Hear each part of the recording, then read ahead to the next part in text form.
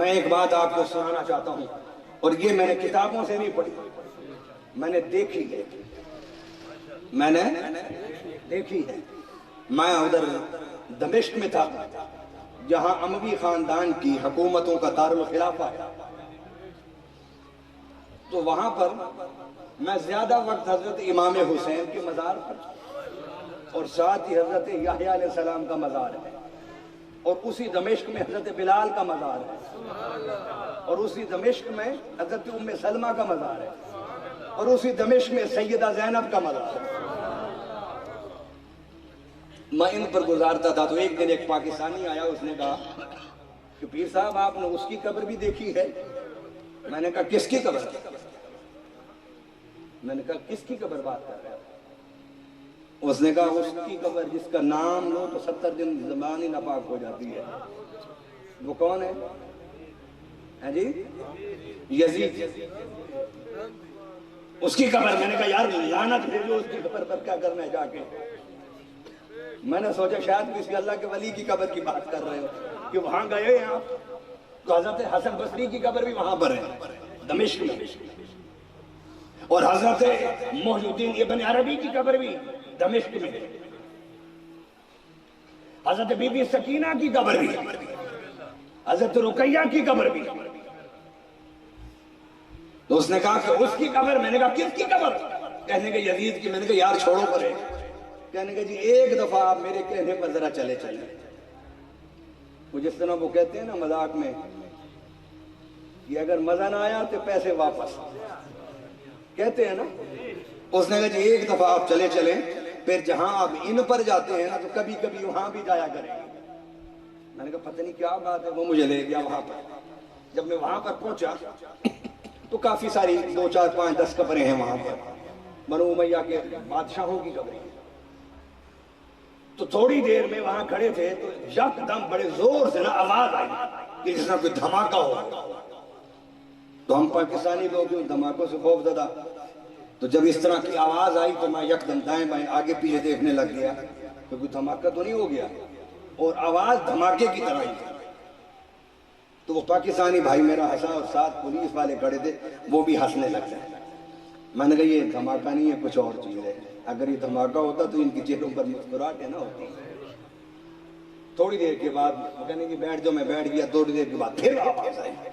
میں نے کہا یار یہ ماجرا کیا ہے؟ اس نے کہا ادھر آئیں، ایک قبر کے سامنے ہم جا کے بیٹھ گئے۔ اس نے کہا یہاں بیٹھیں، آپ دیکھیں، اس قبر کو دیکھتے رہیں۔ میں نے دیکھا کہ اس کے اوپر نام لکھا تھا یزید کا۔ میں اس کے قریب جا کے بیٹھا تو ایک آدمی پاکستانی، ماشاءاللہ پاکستانی کوئی چھوٹی قوم تو نہیں ہے، بڑی قوم ہے۔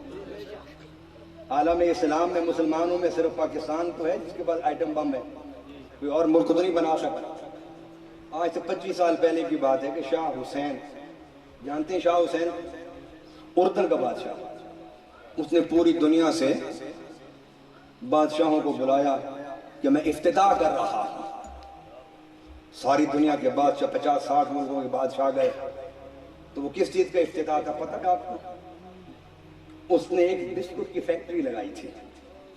اس نے 50 بادشاہوں کو بلایا کہ دیکھو الحمدللہ اردن جو ہے آج کے بعد بسکٹ میں خود کفیل ہو گیا ہے، اسی اپنا ہی بسکٹ بڑھاواں گے تے آپ ہی کھاواں گے، امریکہ یورپ سے ہمیں نہیں لینا پڑے گا بسکٹ۔ کتنا اعلیٰ ذہن ہے۔ اور ابھی بھی آج ایک عربی بادشاہ نے کیا کیا ہے آپ کو پتہ ہی ہے کیا کیا؟ اس نے اس کو ٹرمپ کو بلایا، بلانے کے بعد اس کو کہا کہ 350 ارب ڈالر، 350 یہ میں تجھے دے دوں، تیرا جتنا اسلحہ ضائع ہو رہا ہے نا وہ مجھے دے دے، سارا کباڑیا مجھے دے دے۔ کتنا اعلیٰ ذہن ہے ماشاءاللہ۔ میں کیونکہ اس مزاج کا نہیں موضوع نہیں جانا چاہتا، تو 50 60 ملک کٹھے ہو کے بسکٹ کی فیکٹری کا افتتاح ہو رہا ہے۔ ہم پاکستانی لوگ ہیں، بڑا عقل اللہ نے دیا ہمیں، بڑی سوچ دی ہے ہمیں۔ اس نے کہا دیکھیں، میں نے دیکھا تو وہاں ایک پاکستانی جوتی اٹھا کے اتنا سا، جس کو آپ پنجابی میں کیا کہتے ہیں؟ کھلا کہتے ہیں، لتر بھی کہتے ہیں، چھتر بھی کہتے ہیں۔ اس نے اٹھایا ہوا ہے چمڑے کا لتر بنا کے اور چھپا کے لا رہا ہے، اور لا کرنا اس قبر کے پاس کھڑا ہو گیا، کبھی دائیں دیکھے کبھی بائیں کبھی آگے کبھی پیچھے، کہ جب وہ پولیس والے ذرا ادھر دیکھتے تو زور سے اس کو قبر مارتا اور مار کے وہ نکل جاتا ہے۔ پھر دوسرے دروازے سے پھر کوئی اور آ جاتا فدائی، وہ کہنے لگا کہ یہاں سارا دن یہ تماشا لگا رہتا ہے۔ اللہ اکبر! ارے جس نے نواسہ رسول کو شہید کیا ہو اس کی قبر پر چتر نہیں پڑیں گے تو کیا پڑیں گے؟ ارے ان کی قبروں پر پھول ہوتے ہیں جو آل رسول کے غلام ہوتے ہیں، ان کی قبروں پر پھول ہوتے ہیں۔